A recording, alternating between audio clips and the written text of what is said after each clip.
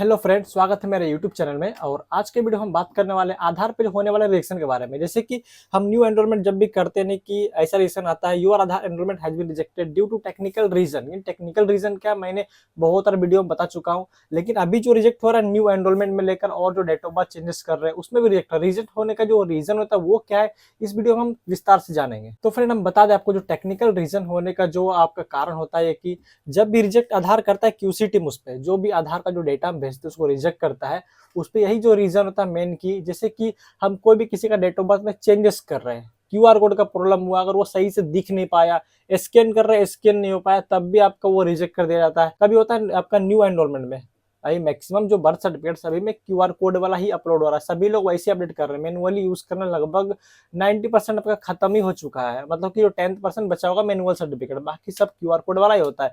उसमें होता है क्या, सभी लोग लेमिनेशन कर देते, जो कि मैंने बार बार बताया वीडियो में। लेमिनेशन वाला अपलोड करता है तब भी वो दिक्कत होता है, टेक्निकल रीजन में डाल देता है। और बहुत सारा ऐसा सर्टिफिकेट होता है कि जो कि बिल्कुल उसमें क्यूआर कोड हटा देता है। बहुत सारे लोग एडिट वगैरह करके उसको उड़ा देते हैं क्यूआर कोड, यानी कि वो देखा जाए बिल्कुल एक मैनुअल जैसा बन जाता है।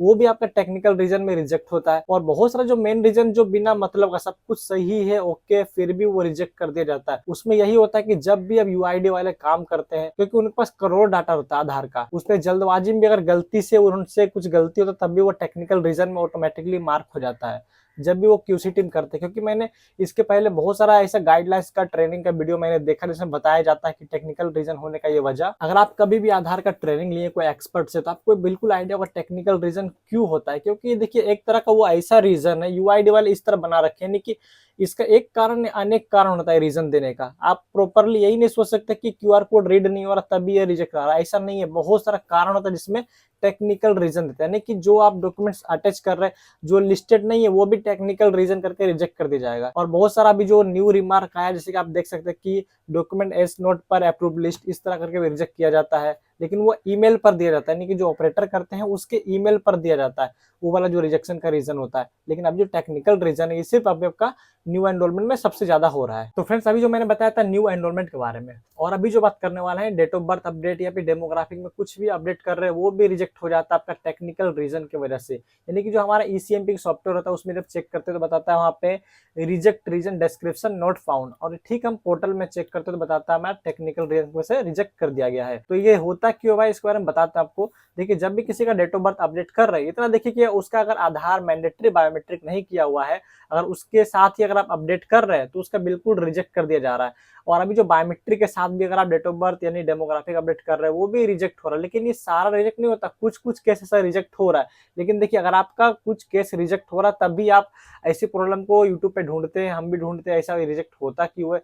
लेकिन मैंने बहुत बार ट्राई किया, जो बायोमेट्रिक किया हुआ नहीं है, यानी कि एक ही पर्सन का मैंने 3 बार करके देखा है डेट ऑफ बर्थ चेंज, लेकिन हुआ क्या, बार बार सेम रीजन से रिजेक्ट हो रहा है। लेकिन ठीक उसका जब बायोमेट्रिक करने के बाद जब मैं उसका डेमोग्राफिक यानी डेट ऑफ बर्थ अपडेट किया तो बिल्कुल वो अपडेट हो गया। इससे साफ पता चलता है कि बायोमेट्रिक और डेमोग्राफिक का कॉम्बिनेशन बिल्कुल अभी सही नहीं हो रहा है। और लेकिन इसमें गवर्नमेंट का भी फायदा है कि अगर रिजेक्ट कर रहा तो पैसे तो आपको रिफंड मिलते नहीं है। सेम चीज क्या हो रहा है, गवर्नमेंट के पास मतलब एक्स्ट्रा पैसा जा ही रहा है देखा जाए तो। ये भी एक तरह का हो सकता है, क्योंकि ज्यादा से ज्यादा रिजेक्ट करेंगे तो गवर्नमेंट का इसमें लाभ भी होता है। यही बात है भाई, आपका जो डेमोग्राफिक जो डेटा में रिजेक्शन आता है यही रीजन होता है सबसे बड़ी बात। क्योंकि जितने डेमोग्राफिक हम अपडेट कर रहे हैं सारे तो डेमोग्राफिक ही होते हैं। क्योंकि देखिए, सबका फोटो और फिंगर का एरर बहुत कम देखने को मिलता है, सबसे ज्यादा एरर मिलता है डेमोग्राफिक में। तो वही चीज होता है कि हम जब भी किसी का डेट ऑफ बर्थ या नेम में अपडेट कर रहे हैं, हमेशा इतना ध्यान दीजिए कि उसका बायोमेट्रिक अपडेट कर ले पहले। अगर अपडेट नहीं किया हुआ है तो उसको सजेस्ट करें कि पहले अपना अपडेट करवा लीजिए, बहुत बेहतर काम होगा। क्योंकि देखिए, चार्जेबल का बात होता है कि 100 रुपये बायोमेट्रिक का और 50 रुपये डेमोग्राफिक का लग जाता है कस्टमर का। और फ्रेंड, किसी किसी केस में ऐसा होता है कि बहुत सारे केस में हम नेम भी अपडेट करते हैं, बहुत सारे, यानी कि किसी किसी का ए और ओ का फर्क होता है, किसी का ए एक्स्ट्रा लग गया है, किसी में ए हटाना। जैसे किसी का नाम है जितेंद्र, किसी का नाम जितेंद्र, यानी कि DARDRA। इस तरह का भी जो होता था पहले, जब भी किसी का हम अपडेट करते थे वो भी रिजेक्ट कर दिया जा रहा था। लेकिन अभी ऐसा कर दिया है कि जब भी आप किसी का नेम में अपडेट कर रहे हैं, यानी कि माइनर प्रॉब्लम है, तो वो डॉक्यूमेंट्स हमेशा ओरिजिनल लेकर जाइए।